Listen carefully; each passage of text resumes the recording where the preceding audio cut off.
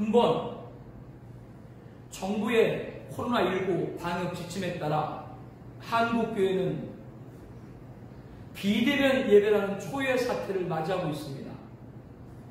현재 한국교회를 대표하는 약칭 한교총, 한교연으로 불리는 한국교회 총연합회와 한국기독교연합회가 있습니다. 중앙재난안전대책본부 방역지침에 한교총은 전적으로 따라야 된다라는 입장을 표명했어요.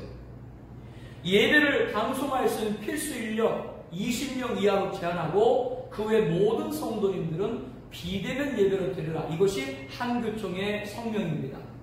반면에 한교연은 일부 교회들의 비상식적인 행위와 방역 소홀로 확진된 것에 대해서는 잘못된 것이지만 이로 인해서 수도권 전체 교회에 전가하는 것은 징벌적 조치나 다름없다라고 밝히면서 비대면 예배, 즉 온라인 영상 예배를 드릴 수 없는 처지에 있는 교회들이 부지기수인데 이것을 무시하고 일괄적으로 시행 결정하도록 한 것은 독선이고 종교 탄압이 아닐 수 없다라고 입장을 밝혔습니다. 그래서 부산시 기독교연합회 같은 경우는 모든 교회가 대면 예배를 드리기로 했죠. 무엇보다도 예배는 구원받은 성도들의 영적 호비요, 생명의 양식을 공급받는 통로인데 이렇게 급작스럽게 일방적으로 중단하라고 하는 것은 성도들이 겨우 숨을 쉬고 있는 산소호흡기를 떼라는 것과 마찬가지입니다.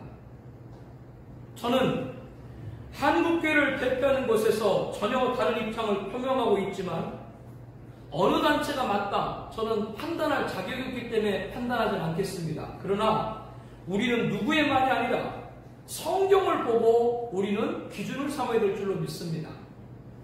새벽 기도회와 금요 기도회 때 고린도후서 말씀을 나누고 있습니다. 지난주 금요 기도회 본문이 고린도후서 11장 7절 이하였습니다. 그 중에 12절의 사도 바울은 교회 안에서 진리를 무너뜨리는 기회를 찾는 자들, 이들을 경계하면서 그들은 거짓 사도요 속이는 일뿐이니 자기를 그리스도의 사도로 가장하는 자들이라 라고 하였습니다. 즉 교회 안에 있는 자들이지만 거짓과 속임수로 성도들을 미혹하는 자라고 하는 것이죠. 이것은 이상한 일이 아니니라 사탄도 자기를 광명의 천사로 가장한다라고 하였습니다. 교회 안에 있지만 사탄의 일을 하는 자라고 하는 것이죠. 사탄의 일꾼들도 자기를 의의 일꾼으로 가장하는 것이 또한 대단한 일이 아니라고 했습니다. 옷은 똑같이 목사의 옷을 입었는데 말은 전혀 달라요. 그럼 우리가 누구 말을 들어야 돼요? 어떤 단체가 많은 사람을 따른다, 그것이 기준이 아니라 계시록 강의에서 배운 것처럼 하나님 말씀이 갈 때, 즉 잣대 하나님 말씀 측량에 합격하는 자가 될 줄로 믿습니다. 성도 여러분, 하나님께 드리는 예배가 논의 대상이 될 수가 있습니까? 열왕기하 1장 2절에 아하시아가 다락 난간에 떨어져 병들매 사자를 보내서 에글론의 신 바알세봇에게 이 병이 낫겠느냐 물어보라고 명합니다. 이에 선지자 엘리야가 이스라엘에 하나님이 없어서 너희가 에글론의 신 바알세봇에게 물으러 갔냐? 라고 말씀을 전합니다. 하나님께서 너 아하시아는 올라간 침상에서 내려오지 못할지라 내가 반드시 죽으리라고 하였습니다. 하나님이 없어서 이방신에게 물으러 가느냐? 우리는 이 말씀을 기억해야 됩니다. 지난주 말씀 묵상 가운데 역대하 18장, 매일 말씀 묵상 가운데 역대하 18장 말씀이 있었죠. 남유대왕 여호사밧이 북이스라엘 왕 아합에게 가서 앞으로의 예언을 받고자 선지자들을 불러달라고 요청합니다. 그러니까 북이스라엘의 아합 왕이 월급을 주고 고용한 어용 제사장 400명을 데려다가 예언을 듣죠. 그 예언이 맞을 예언이 없죠. 남유대 왕은 하나님을 섬기는 왕인데 우상을 섬기는 북이스라엘 왕 아합에게 가가지고 돈 주고 월급 받으면서 아합 왕 좋은 말만 하는 그러한 어용 제사장의 예언을 듣느냐? 단 한 사람 미가엘 선지자, 그만 하나님의 참된 예언을 했죠. 물을 자에게 물어야 됨을 가르쳐주고 있습니다. 여러분, 세상 사람들에게 예배를 상해 아니하면 무슨 대답이 나오겠어요? 당연히 예배를 드리지 말라고 나오겠죠. 이게 지금 우리 한국교회입니다. 우리가 계시록 말씀을 통해서 들었습니다. 예배를 정부와 협의한다는 자체가 이미 배교의 수령에 진입한 것이고 적그리스도 영접에 발걸음을 내딘 것입니다. 그자는 장차 종말의 인류의 모든 위기를 타개할 평강의 왕으로 위장한 자이기 때문입니다. 사람의 말을 따르다간 종국에 그렇게 된다라고 하는 것이죠. 혼란과 혼돈과 혼미 이 마지막 시대에 우리는 하나님 말씀에 귀를 기울여야 될 줄로 믿습니다. 이것이 오늘 본문 제사의 제물을 성별하면서 누구를 위해서? 나를 위하여 가져오라고 하나님은 아브라함에게 명령한 거예요. 나를 위한 것이지 하나님을 위한 것이지 우리를 위한 것이 아닙니다. 예배는 성도의 본질입니다. 본질이 없으면 죽은 바와 다른 바가 없는 것입니다. 청하비전교회 강단에서 2020년 1월 첫째 주일부터 왜 철저한 주일 성수와 예배 생활을 교회에서 강단에서 증거하게 되었는지 오늘 우리들 눈으로 그 이유를 지금 보고 있는 것이죠.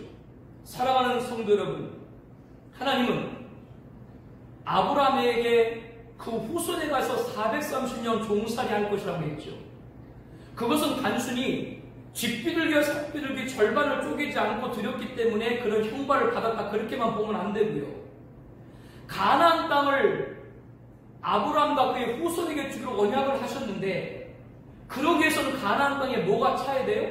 죄악이 가득 차야 된다고 말씀을 드립니다. 즉 지금도 가나안 땅에 살고 있는 아모리 족속으로 대표되는 가나안 족속들이 가나안 땅을 우상 숭배로 더럽혀주고 있지만 하나님이 정하신 죄악의 분량이 있다 그 말이에요.